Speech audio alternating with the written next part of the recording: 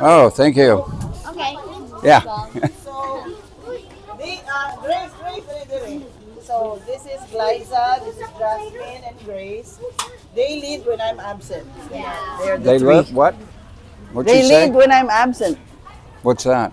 The three of them. They make up the activities. They tell the kids what to do when I'm not around. Oh, So okay. the three of them. Always good to be the boss. Always like- pays more money.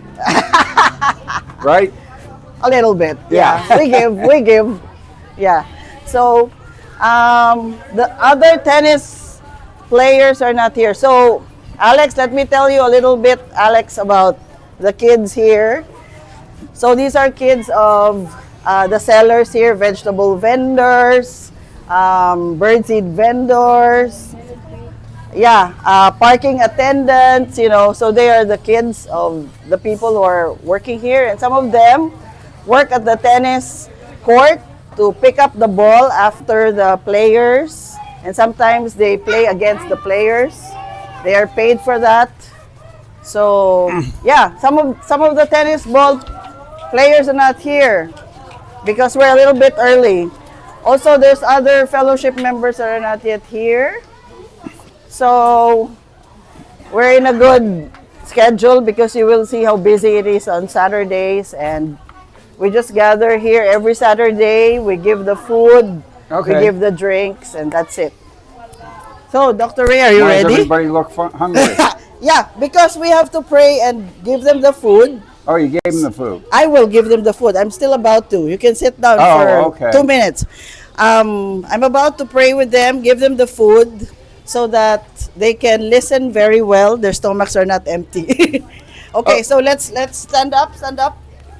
Okay, I'm gonna. Let's see. Okay. Yeah, I'm gonna. Maybe you can introduce yourself and what's going on here. Okay. Wait a So, second. we will introduce ourselves.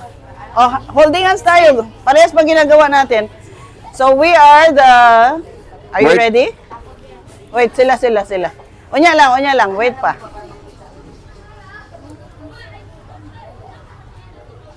Ready? Okay, go. Okay, so we are the UU Valencia Fellowship. We are made of kids who are the children of the vendors around here and the service workers around here.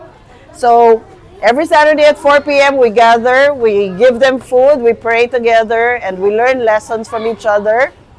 So right now we're about to pray. So let's hold hands. Okay. Sige, kayo lang kayo. Okay. O Diyos, kami naghangyo sa imo nga magtinabangay mi karong hapon para makatuna namo ang mga maayong pulong nagikan sa imo nga pinaagi sa among mga teacher. Hatagi mi og pasensya og lalom na pag-intindi sa mga imong mga lessons para sa amo today. Amen? Amen. Okay, so everyone, this is Dr. Ray McNight, and he will tell us a little story about creation and about ourselves. What are we made of? What is the universe made of? Okay, listen, because there will be 3 questions. Whoever can get the 3 questions, there will be a prize. Whoever can get each of the questions, okay? Well, I should win. Since they're my questions. Okay, Dr. Ray, go. Oh, okay. Ayaw saba kay lisod. Anyway, welcome. I just wanted to say the reason I'm here is I have a scholarship. Anybody want to make money? Okay, anyway, I'm a scientist. I'm actually a medical doctor. That form of scientist, but still a scientist. So, doctor ni siya, ha? Doctor. Yeah. So, to give kids a chance, I wrote a science book about the history of the first science theory. And Which basically, if you can learn the theory and tell me what it is, she's going to be your teacher. She's the science teacher. And if you pass the course, you get $50. Oh, may $50 daw if you pass the course. Yeah. Oh, So I'm going to 2,500. outline what's in the course. She'll know it all. So around 3,000 pesos, okay? So listen. Okay, and basically, it's about what's called the first science theory. And everybody from ancient times said, what's here and how does it all work? Okay? So by the time you get to grade 1, there are some things you should know. Where do you live? Anybody know? Where do you live? Where do you live? On planet Earth. Okay. That's part of a... Oh, by the way, Ray, Nene is a chemistry graduate. You might She'll probably fail then. joke. Okay. Okay, so first thing before you start school, you should know where you live, right? So you're right. You live on planet Earth. That's part of a solar system, right? You know the solar system? Yeah. Wow. Yeah. Good. Well, the solar system's part of what? Part of? A galaxy. Anong galaxy ang solar system? What's the name of the galaxy?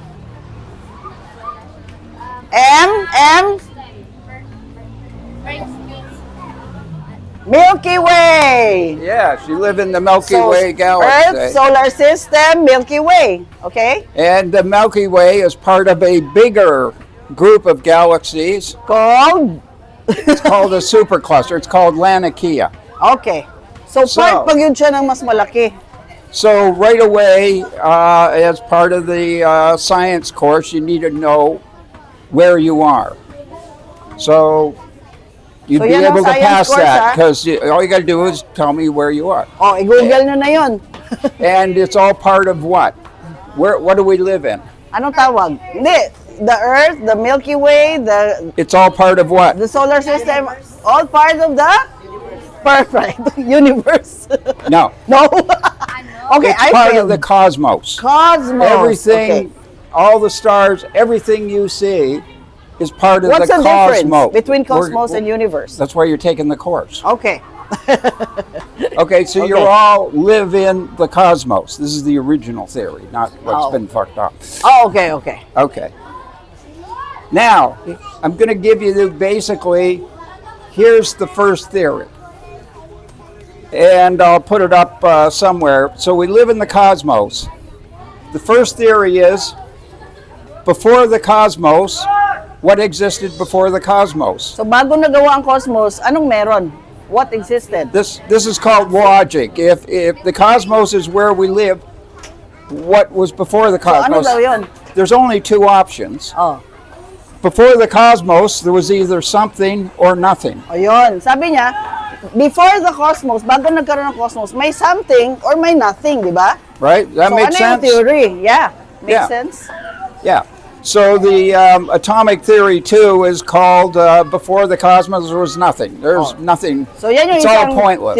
Theory. Baka wala before the cosmos. Nobody actually believes that theory. Oh, okay. The original important thing is atomic theory 1 says before the cosmos there was what was existed before the cosmos, some sort of energy form.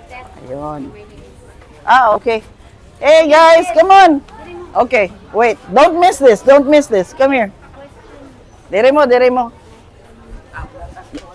ayaw lang. Dali, dire. He's intimidated. Okay. These are the older kids. These are the younger kids. Okay.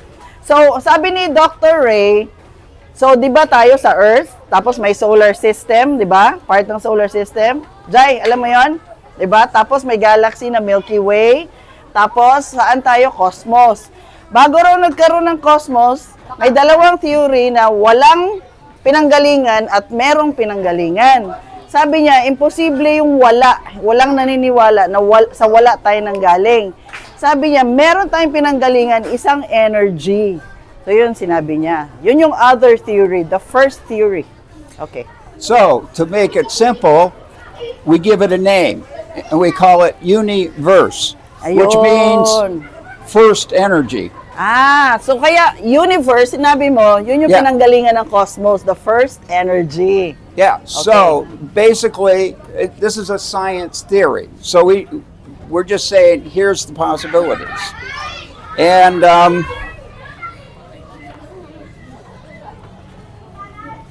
Now, the second thing you really need to know is, who are you? Oh, yun na yung second. What are you? So the first was, where are we? Yeah. The second is, who are you? O, sino daw tayo? What are you? What's Humans? Okay. Those are the answers.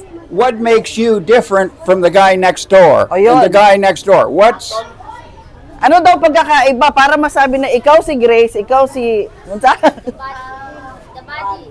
I mean, the gender. Ang galing ah. The gender, That's the good. body, okay. okay, in science, everything is a psyche. And psyche just means that part which has information. Consciousness. So the information in you is different than the information in him. It's Diba? different from everybody's information is what makes them different. O yun daw. She does not have the information you have. You know things she Yun. doesn't know. She That's knows what things. makes us different. We That's- carry distinct information. Kakaiba talaga. Sa'yo lang yan. Yung information na yan, di ba? Okay. So that's one of the important concepts is psyche, just who you are. And everything's a psyche, believe it or not. When this piece of paper is a psyche. In other words, it contains information. So everything's a psyche, you're a psyche. So you're getting now into the advanced science because you've already covered, this is grade 1, just knowing that. Wow. Does that make any sense? Okay pa? Okay pa? Okay. Ano ka lang, Zaya? Go with the flow. Okay, what also makes you different is, here's we're going to learn a new concept. It's called consciousness and conscience. Alam niyo yung consciensya, di ba? Consciensya, ay yung consciousness, alam niyo. Yung kaalaman mo na buhay ka ba? Di ba? Conscious ka. Yeah. Di ba? So the word conscient means with to know. Oo. Conscient, it's two words. with. Conscient. Yeah, conscience with, and science is to know. Di ba? Conscience with science, with knowing, right? So with what? Well, first with yourself. With yourself? Yeah, you are consciousness, right?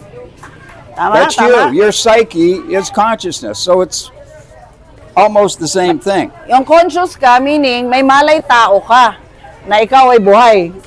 Na Okay. ikaw ay bagay. Di ba? Okay. And the other part of the word is there's two parts to it. The other part is conscience.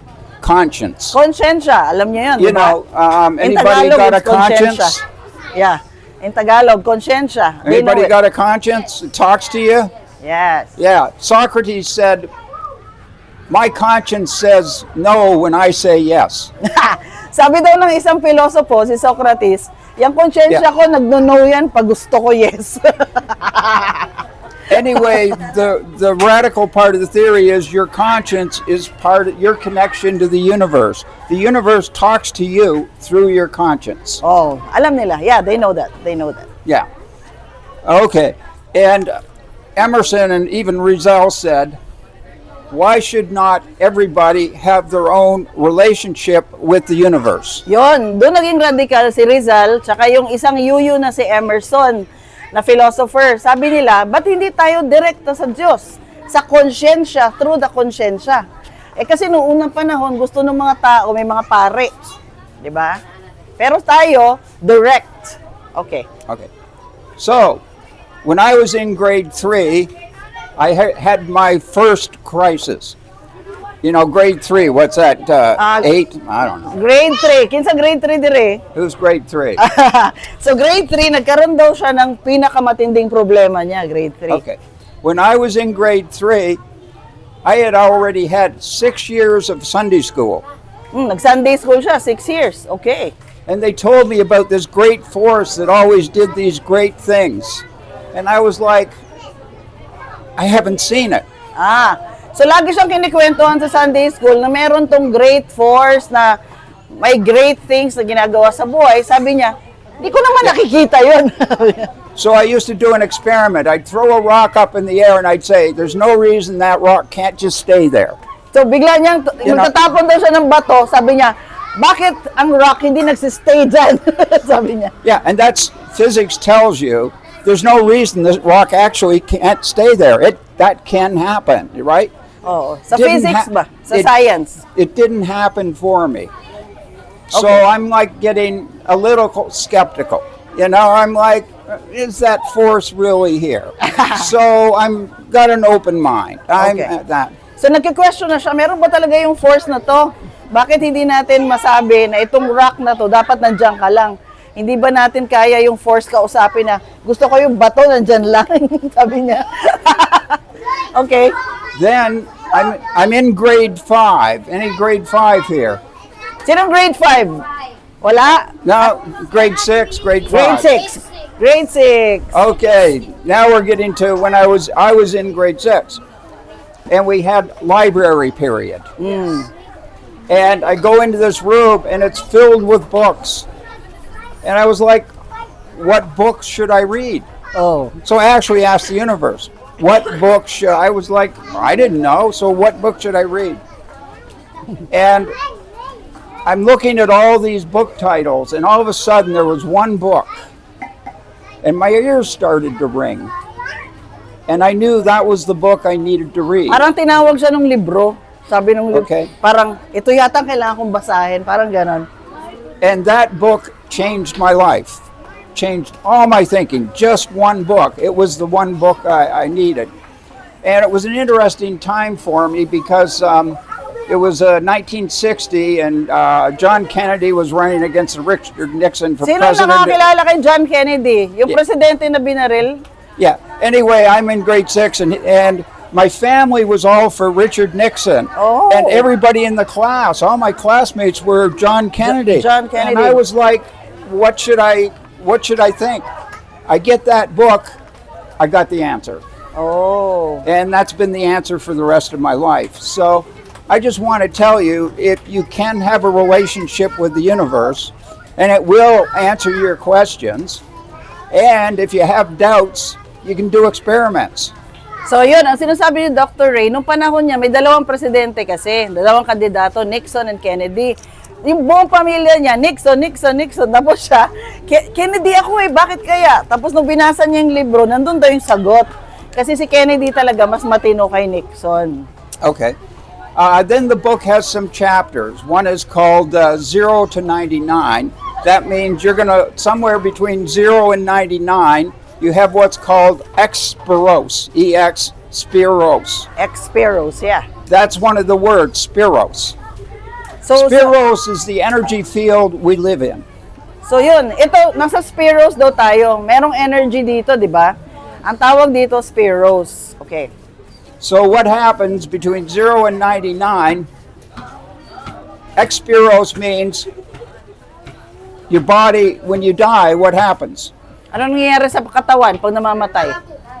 Well, as a scientist, there's two options. You're either gone or you go somewhere else, right? Di ba? Tama? Two Di ba options. sinasabi nila, when you die, either you go somewhere or you go nowhere. So sino naniwala you go somewhere? Yeah. Sino naniwala you go nowhere? Wala. Okay. Okay. So anyway, I'm at the point near Experos now, you know, if I last another 5 years. Not yet. But no, Malapit na daw I'm siya saying umatay. I'm not worried because I know at that point my psyche, my body's gone, but my psyche is still here. Yo, 'Cause I'm yung consciousness ba? my nandyan pa rin? psyche. I'm what I know. Nothing to do with my body. In short, pag nawala daw tayo, yung information ba na hawak natin, nandyan pa rin. Yeah. So you're here to do experiments with life.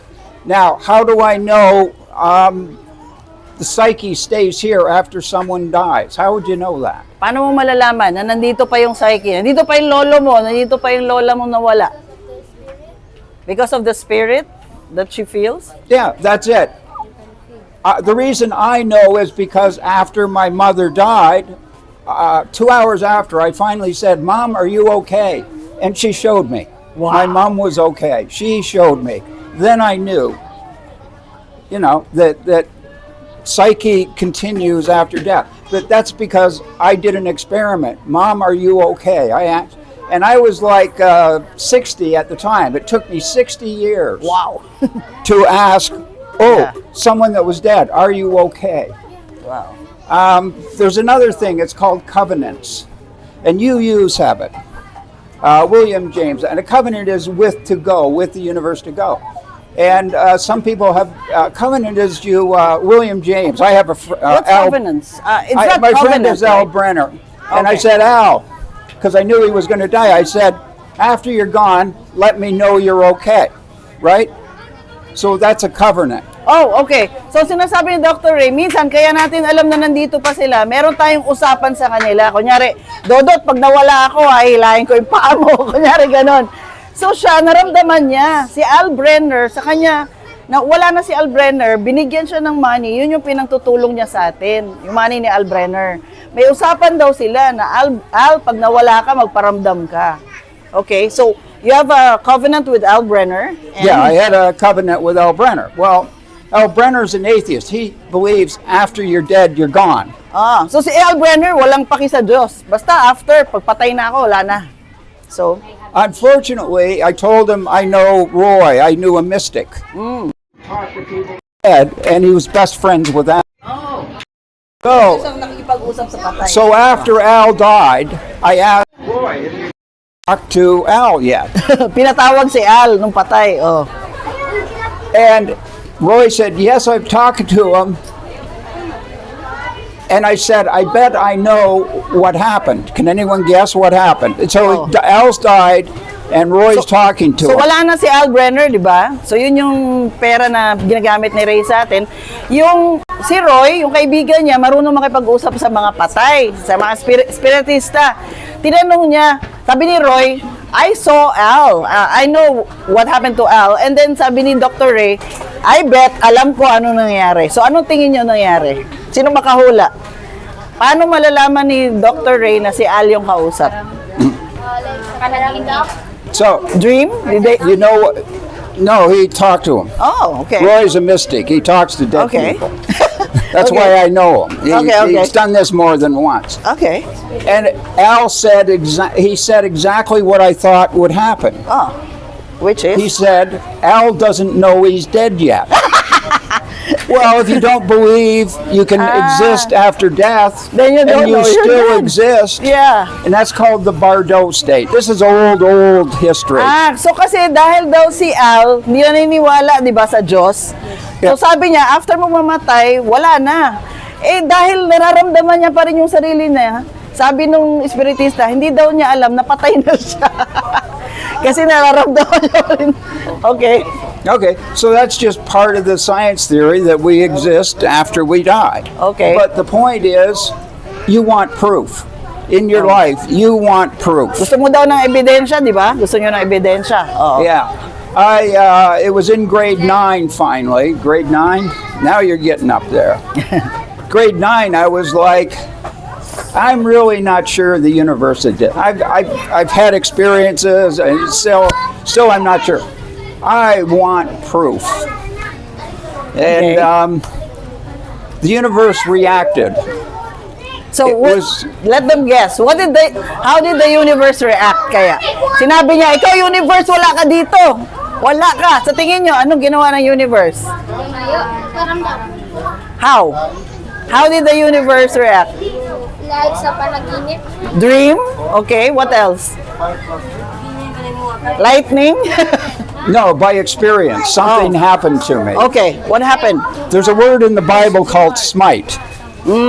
So sa Bible, merong word na smite. Yun yung parang sinapak ka ng Diyos.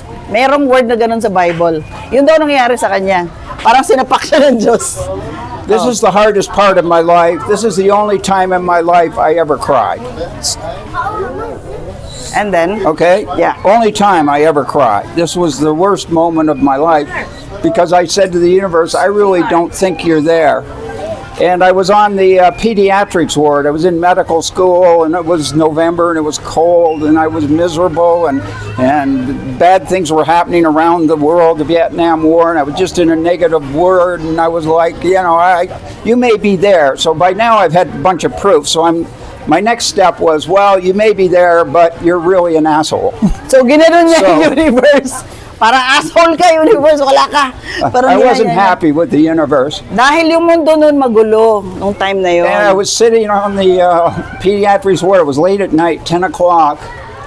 And the nurse was saying to another nurse, I'm going to go down to room 10 and give a shot. And then the voice came. And I've had it like 3 times in my life. So, It's nandun siya called the sa voice. pediatric ward. Yan yung ward para sa mga babies, mga bata. Yeah. So, nakarinig siya sa nurse. Sinabi, sandali, bababa lang ako, may bibigay akong shot. And then, he heard the voice. And the voice said, go with the nurse. Bigla lang siya sinabihan ng voice, oh, sundan mo yung nurse. Sabi niya, may nurse lang na, sandali may shot ako. May voice na, tara, sundan mo yung nurse. So, sumunod siya. And, anyway, I didn't. so, I was like, hindi niya I sinundan. don't know anything about what's going on. Oh. I don't. It's called the Jonah syndrome. Oh. Like when Jonah was told to do something, what happened? Di ba si Jonah yung pumasok sa loob ng balena? Di ba ilang beses happened the sinapak first ng Diyos time? yun? Bakit di ka nakikinig sa akin, di ba? Yeah. First time Jonah said, "No, I'm not doing that." Oh. I said, "No, I'm not doing that." Yun ang nangyari sa kanya. Ay, hindi ako sunod sa nurse. Sabi niya. O tapos? So then, I was ready to go home, but I knew I couldn't go. I had to know why. Oh, doon na siya na-curious. Had to know why. I just had a feeling if I waited. And then the nurse, she came back and then she made a phone call. And she was calling the parents of the little girl. Oh, no. And she had just died, and she died all alone. Oh. The universe just wanted me to go and be in, she died all by herself. So, yun, hindi niya And pinuntahan. I just felt so bad. Kasi That was the doktor worst siya eh. I ever felt in my life was, Parang dahil hindi siya sumunod sa voice, hindi niya natulungan na matay yung bata. so, 2 years later, 3 years later, I get the voice again. Guess what I did? You followed now. I listened to the voice now. And that was one of the best experiences in my life. And it's in science, we call it the voice. Sometimes a voice just talks to you and gives you information, and it's always good. It's always what you need. The universe sees you need something and it says, do this. So yun, di ba? Kasi information din tayo, di ba? Minsan nakakatanggap din tayo ng information para hindi natin alam saan galing. That's the universe talking. Yeah. Now you can use the word God if you want, but I don't use the word because, in the science course we just use the word prior energy form because all you know about the universe is your own experiences. Right, right. You're an expert on what the universe is because and the word is called religio. So everybody Religio. has religion, that's a noun. But religio is a verb, the action of reconnecting with the universe. So yung word na religion galing sa word na religio, which is reconnecting with the universe. So yun. Yeah.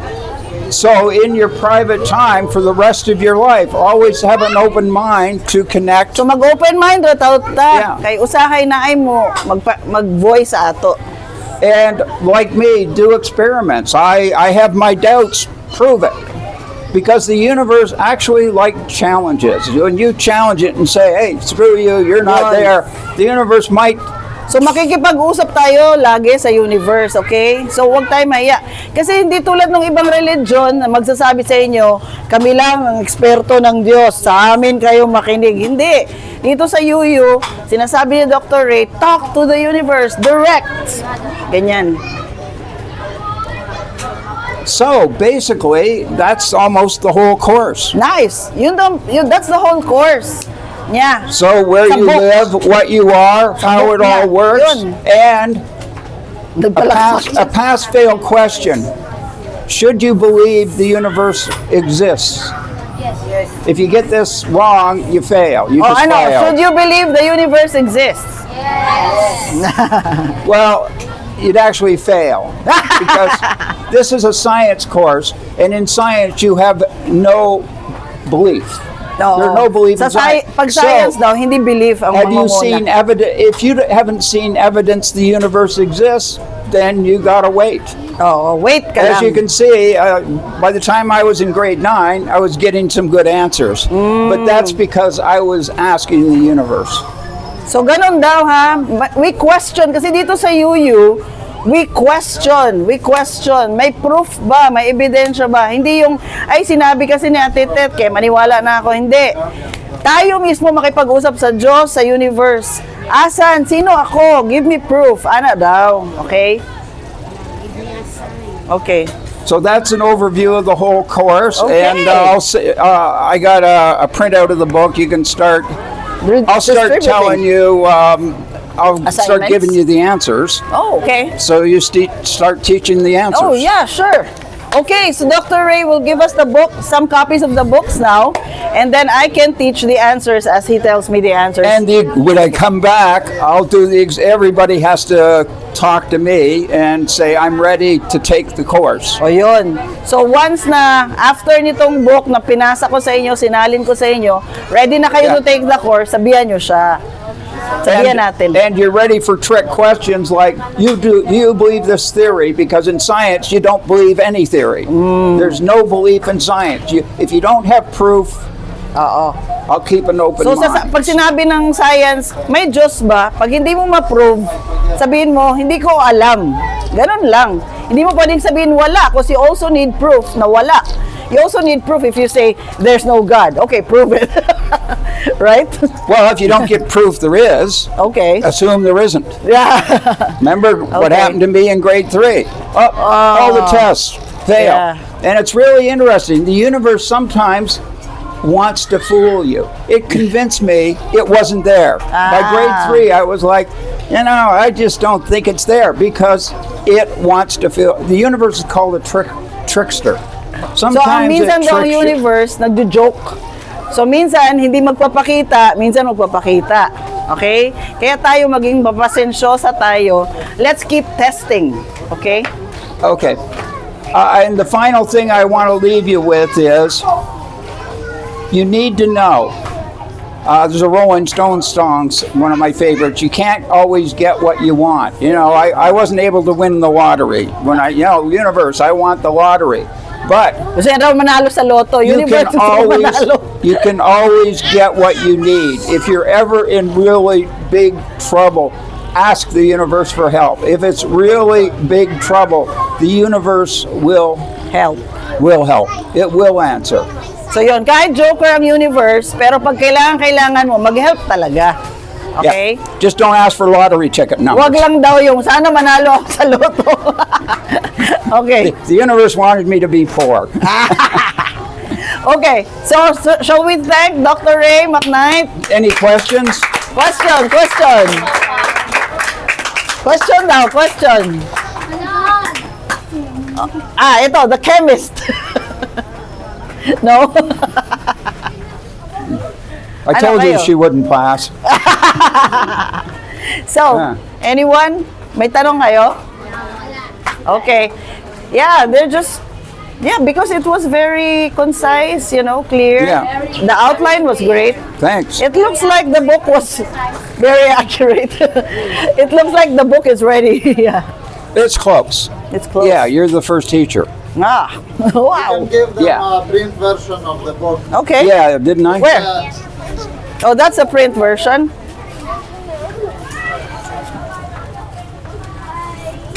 So this is our copy. Okay, this is today's lecture, Okay. which is you find useful. So it's all about the history of the first science theory, and in grade 1 you need to know where you are and what you are. And then the theory is the cosmos, before or something or nothing. That's AT1. If it's something, it's a prior energy form, and if it's nothing, there's Pamigay nyo nothing na yung there. mga drinks tsaka food. Yeah. And 99 to 1 is, well, what's the nature of the universe? What do we know about the universe? Well, no, we know it's 99 to 1. We know that energy field, the cosmos is this, and the universe is this. It's Bigger. 99. It's a vastly larger energy Okay, field. So this is looking at it from a science view, Oh. not religion. So cosmos is finite?